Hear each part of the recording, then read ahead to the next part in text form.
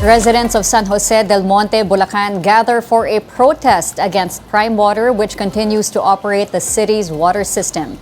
For more details, we have mobile journalist Fatima Baduria. Fatima, go ahead. Chef, kanina lang nagsagawa ng flash rally ang mga residente ng Jose del Monte, Bulacan at ilang labor groups dito sa labas ng Las Piñas City Hall of Justice.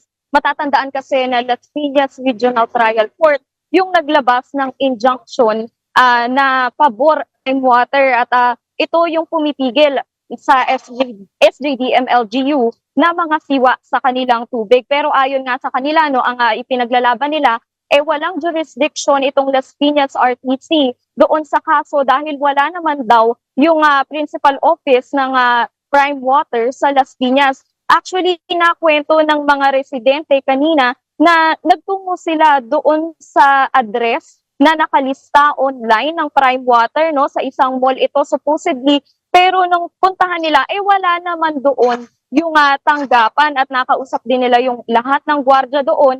Sabi nila, ilang taon na raw na wala ang Prime Water doon sa lugar na yon. At kahapon nga, sabi rin ng SJDM-LGU, walang jurisdiction at hindi rin nila kinikilala itong injunction dahil nga hindi rin naman daw may enforce ito dahil din doon sa territorial limit. At since last week naman nung lumabas yung injunction, hindi naman daw sinubukan ng Prime Water na bawiin yung pangangasiwa ng operations ng tubig sa lugar.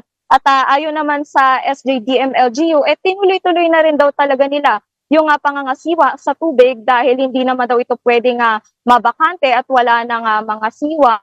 So tuloy-tuloy daw yung kanilang mga repair, yung mga pagbibigay ng rasyon ng tubig sa mga residente dahil nakausap natin yung mga residente hanggang ngayon daw nararamdaman nila yung pagkaantala ng tubig araw-araw daw ay may mga nawawalan ng tubig sa kanila sa ilang mga lugar at babalik lang kapag kagabi at hanggang madaling araw. So napupuyat din sila dahil mag-iigib pa sila ng tubig sa ganung mga oras at talagang may mga iba raw na hindi na makakaligo bago pumasok ng eskwelahan o ng trabaho dahil nga doon sa pagkaantala rin sa kanilang tubig. At yun yung hiling nila na mabalik na yung access nila consistently sa malinis na tubig. Cheska.